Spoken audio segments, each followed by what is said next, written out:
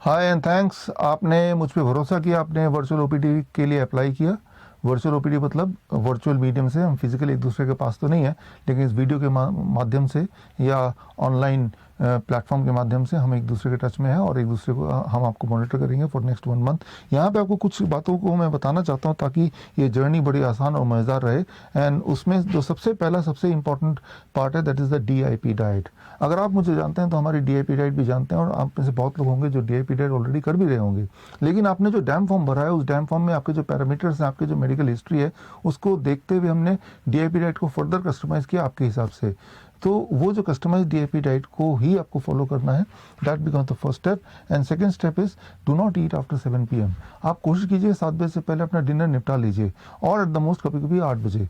आपको ये समझना होगा कि हमारे जो खाना खाने का जो ब्रैकेट है उसको जितना कम करें उतना अच्छा है। That is 12 hours, that is 7 AM to 7 PM हम खाएंगे, and 7 PM to next day 7 AM हम बिल्कुल नहीं खाएंगे। तो वो जो 12 घंटे जो आप नहीं खा रहे हैं, that is the time when the body heels. वो मौका है जब बॉडी अपने आप को हील करती है। तो जो लोग कैंसर पेशेंट हैं, जो लोग ट्यूमर के पेशेंट्स हैं, उनको ये ब्रैकेट ऑफ ईटिंग को बहुत क्लोज करना है। 10 घंटे 8 घंटे, यानी कि 9 AM to 7 PM और 10 AM to 7 PM के बीच में खाना है, और वो भी जो डाइट DIP डाइट का कस्टमाइज फॉर्म, और बाकी टाइम 14 आवर 15 आवर 16 आवर बिना खाए रहना है। सो that is the best time. वो जब आप नहीं खाएंगे, that is the time when body still needs food. तो बॉडी क्या करता है, अब जो कैंसरस ट्यूमर है उसको ही अटैक करके उसको खा लेता है, यानी कि बॉडी को अपना न्यूट्रिशन मिल गया, क्योंकि आफ्टर ऑल इन ट्यूमर में भी न्यूट्रिशन ही होता है। And you are free from those kind of tumors also. So that is the significance of eating till 7 PM. अब आता है अगला स्टेप, दैट इज सनलाइट। रोज आपको धूप में बैठना है, ये बड़ा इंपॉर्टेंट है।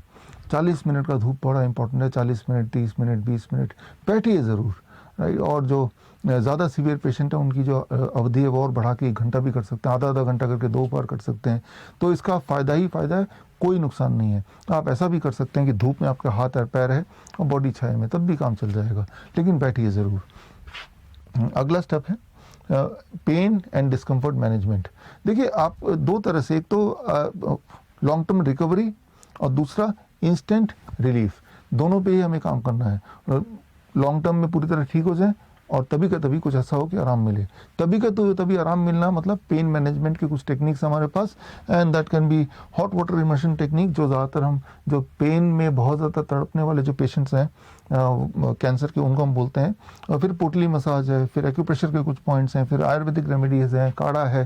तो इनमें से कौन सा आपको सूट करता है वो मैं और हमारी टीम, एक्सपर्ट टीम डिसाइड करती है, और उसके हिसाब से पेन मैनेजमेंट के लिए क्या करना है। अगर तो पेन एंड डिस्कम्फर्ट्स हैं और आप उस दायरे में आते हैं जहाँ पेन मैनेजमेंट करना हो, तो उसके लिए अलग से सीट हमने दी है, तो उस प्रोसेस को फॉलो कर सकते हैं so that you can get comfort. तो ये अगला इंपॉर्टेंट स्टेप है। उसके बाद है ड्रग टेपरिंग रिकमेंडेशन। हमारे जो डॉक्टर्स की एक्सपर्ट पैनल है, MD डॉक्टर्स की, वो आपके ड्रग्स को टेपर करके किस तरह से दवाइयाँ लेनी है वो भी शीट में हमने अटैच करके दिया है, तो उसको फॉलो कर सकते हैं। क्योंकि याद रखिए, जब आप ये सारे स्टेप्स पूरे करेंगे तो आप ठीक होने लगेंगे। जिस रफ्तार से आप ठीक होने लगेंगे उसी रफ्तार से दवाइयों को कम करते जाना है। यहाँ एक बात समझने वाली है, फॉर एग्जांपल अगर कोई इंसुलिन का पेशेंट है तो पहले दिन से ही आप देखेंगे कि इंसुलिन की डोज को कम करना है, कम से कम 40%। तो ये रूल ऑफ थंब है। क्यों? क्योंकि ये डाइट एंड टाइमिंग को कम करने से आपकी जो बॉडी की जो रिक्वायरमेंट है इंसुलिन की, वो बहुत ज़्यादा कम होने वाली है।